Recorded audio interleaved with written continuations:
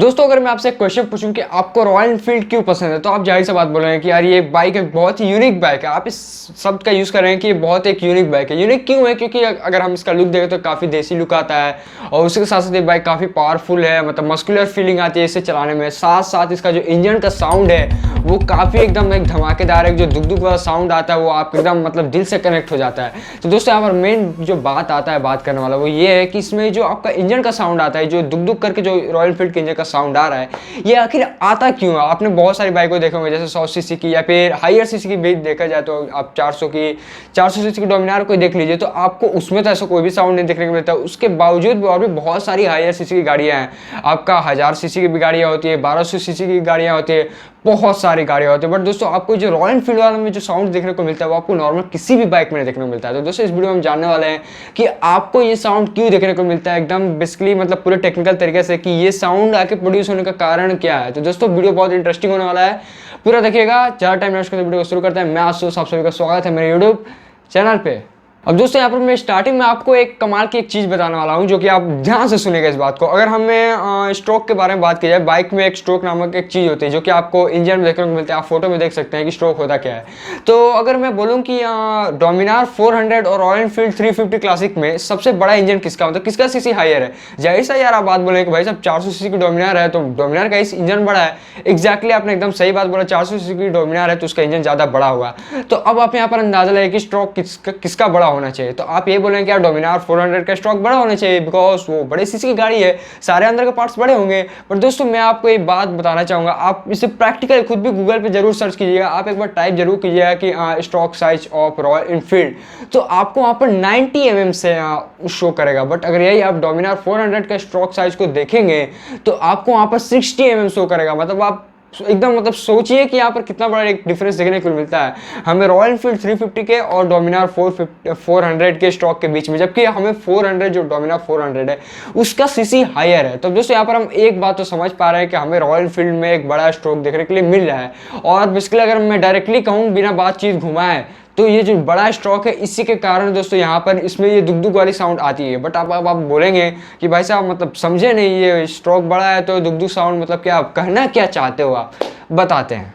दोस्तों यहाँ पर पहले बात करते हैं कि स्ट्रोक होता क्या है। तो स्ट्रोक बेसिकली जब आपका पिस्टन एक ऊपर से नीचे और नीचे से एक ऊपर का एक पूरा एक कंप्लीट साइकिल कंप्लीट कर लेता है तो उसे वन स्ट्रोक काउंट किया जाता है।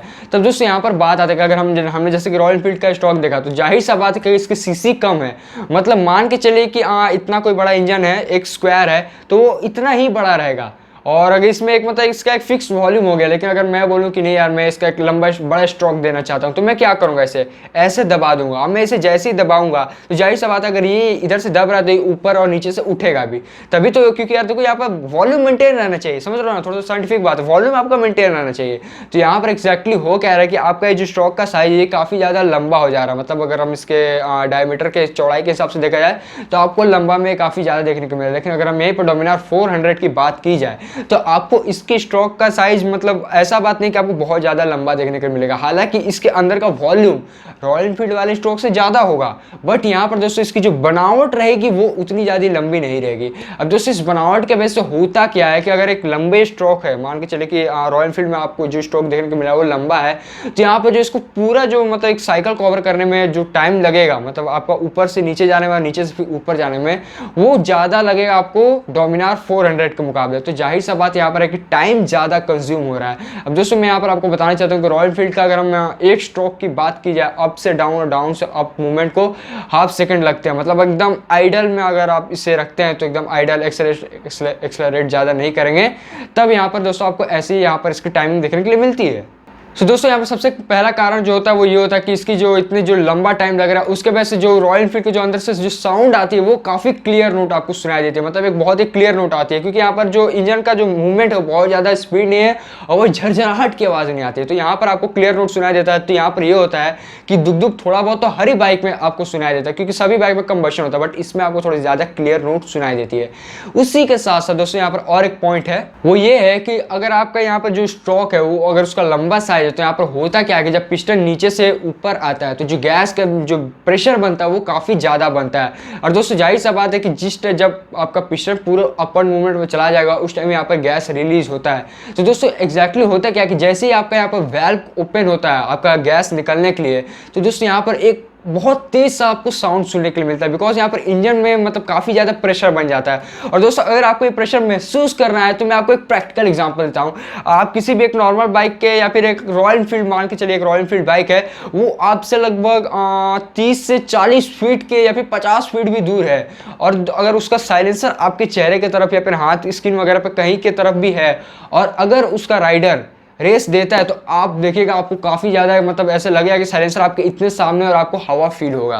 दोस्तों एग्जैक्टली एक प्रैक्टिकल चीज़ है, और आपने देखा भी होगा कितने बार ऐसा होता है कि अगर आप खेत वगैरह में चलाएं या फिर जहाँ पर लूज मट्टी होकर वहाँ पर आप रॉयल एनफील्ड जैसी गाड़ियाँ चलाते हैं, तो जो साइलेंसर के नीचे की जो मट्टी रहती है, जो ज़मीन का मट्टी, वो बहुत ज़्यादा घसकने लगती है, उड़ने लगती है।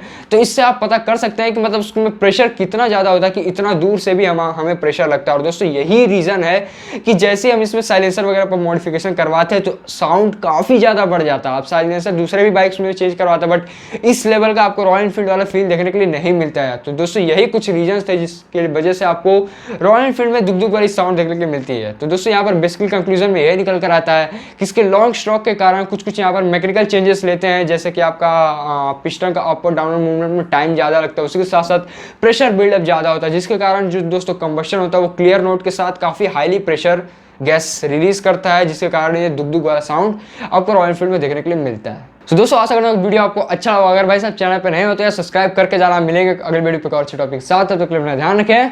Thank you.